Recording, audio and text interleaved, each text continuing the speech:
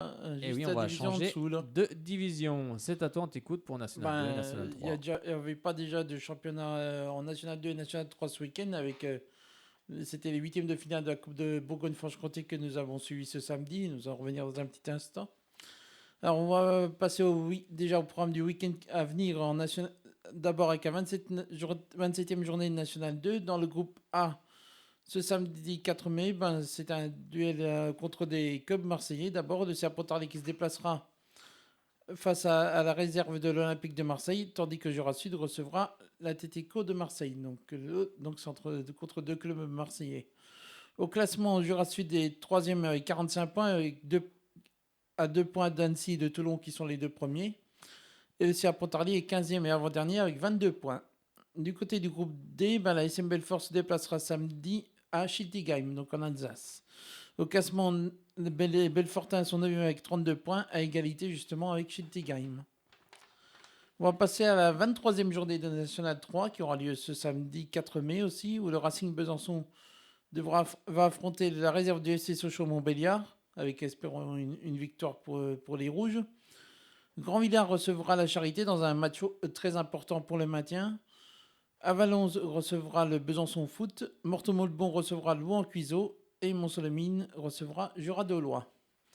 Au classement, le Besançon Foot est 4e avec 39 points. Jura-Dolois est 7e avec 32 points. Morteau-Moldbon 9e avec 24 points. À égalité de points avec la réserve du FC Sochaux-Montbéliard. Le Racing Besançon est 12e avec 18 points. Et Grand Villard 14e avec 11 points. 14e et dernier.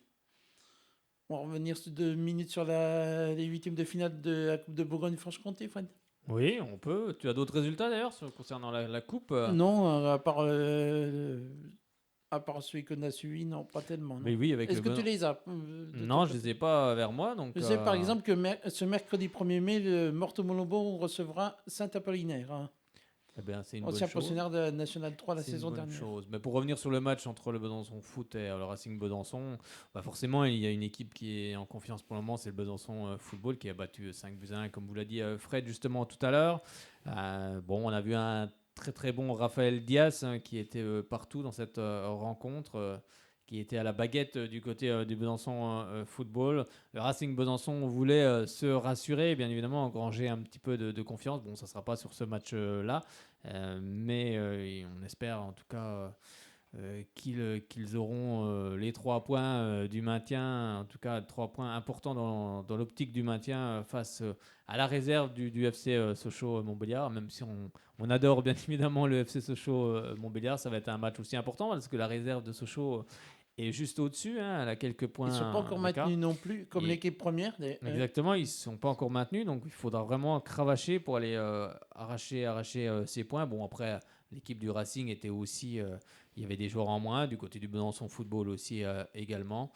Donc non, cette année, c'est vrai que l'équipe du BF va peut-être prétendre à l'accession. On ne sait pas comment ça peut tourner. C'est vrai que Louan Cuiseaux est bien parti aussi également. Cette équipe fait un sans faute en ce moment. On verra. En tous les cas, c'était une belle rencontre. On a vu aussi également des beaux buts. Mais comme on le dit souvent dans le sport, il faut rien lâcher. C'est tout ce que tu voulais dire, Fred. Ouais, c'est tout. C'est tout bon pour l'agenda. Bon, C'est on vrai qu'il n'y avait suivra bien pas. sûr le match entre Racing et le FCSM.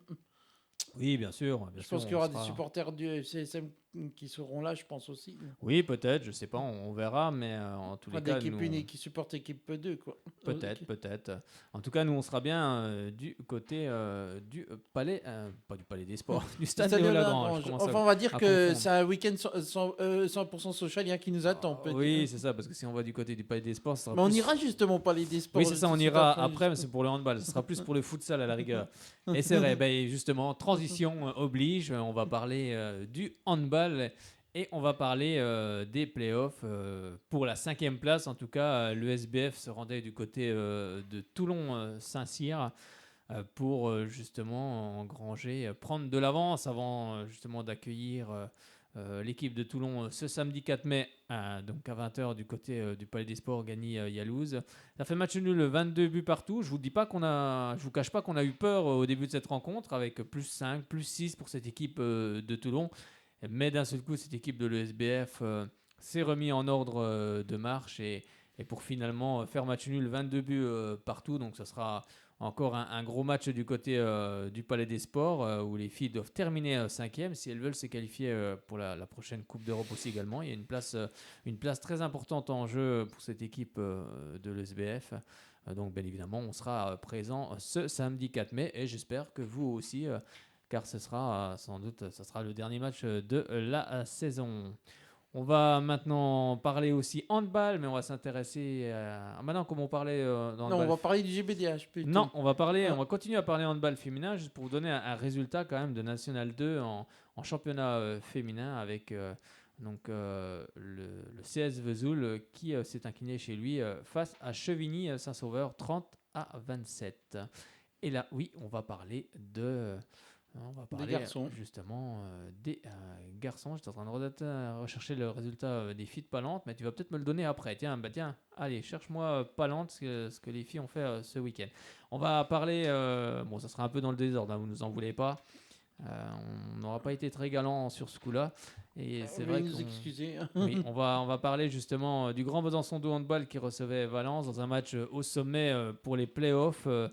Et défaite des hommes de Dragan Zovko 25-21. Ça a été un match compliqué où bien évidemment le GBDH n'a jamais pu prendre la tête dans cette rencontre pour finalement s'incliner. Maintenant, il est vrai que les Byzantins n'ont plus forcément leur destin entre leurs mains, si on peut dire. Il faudra compter aussi sur les résultats de Valence et des autres clubs. Donc ça sera compliqué. Prochain match pour les Byzantins, ce sera du côté de Gonfreville. Gonfreville qui était donc quatrième et qui est maintenant passé cinquième. Hein, c'est Frontignan qui est quatrième. Et ça sera aussi encore un gros match. Ça sera que des gros matchs. Jusqu'à la fin, il reste 5 matchs. Oui, Fred. Et alors, pour Palante, donc en National 1. Parle-moi de Palante un peu. En National 1 féminine, elles se sont imposées du côté de, je pense que c'est Montigny-les-Messes, parce que j'ai Montigny-les-Messes 26-23. Donc. Le classement, tu l'as oui. Tu peux nous donner le classement. Palante est troisième avec 42 points en ce moment. Oui, Palante qui peut... Palante qui peut jouer l'accession. Et ce week-end, ils affronteront Adkirch, donc samedi à 20h30. C'est ça, Palante qui peut monter en deuxième division. On va revenir justement sur le Grand Besançon de handball, je disais, qui va justement aller du côté de Gonfreville. Ce sera donc ce samedi 4 mai à partir de 20h30 où on espère bien évidemment une victoire du GBDH. Et on va retrouver Abdullah Mané qui a été élu meilleur joueur du match. Il a mis 12 buts dans cette rencontre, l'ancien joueur de Belfort. Et je vous propose d'écouter justement Abdullah Mané. On est avec Abdullah Mané après la défaite ici du Grand Besançon de handball 21-25 face à Valence. On sait que c'était un gros match ce soir. Ça a été compliqué. Ouais, ça a été vraiment compliqué. On n'a pas su gérer ce match. On n'a pas su en deuxième mi-temps revenir, défendre et monter les ballons, jouer notre projet de jeu.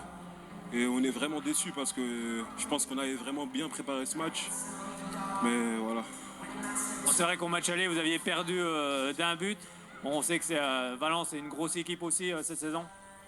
Ouais, c'est sûr que c'est une grosse équipe, surtout que c'est un concurrent direct.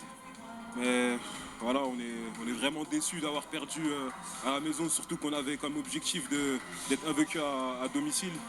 Et franchement, on est vraiment déçus de notre prestation ce soir. Prochain match, ce sera du côté de Gonfreville, qui était quatrième aussi également. Ça va être aussi un gros match. Ouais, tous les matchs, c'est des gros matchs, mais après, voilà, on va aller comme d'habitude, on va travailler, on va continuer à travailler et on va aller pour gagner. Bon, la Pro League ne s'éloigne pas avec cette défaite ce soir. Ouais, c'est sûr, rien n'est fini, il reste encore 5 matchs. Mais après, voilà, on va continuer à travailler, on va tout donner pour réussir notre objectif de monter en Pro D2. Merci beaucoup, Abdullah. Merci à vous. C'était donc Abdullah Mané, donc comme je vous l'ai dit, prochain match ce samedi 4 mai du côté de Gonfreville.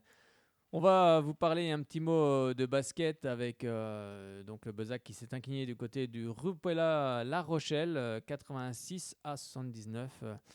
Et le prochain match aura lieu donc ce samedi. Ce sera le dernier pour cette saison avec la réception de Toulouse, le samedi 4 mai.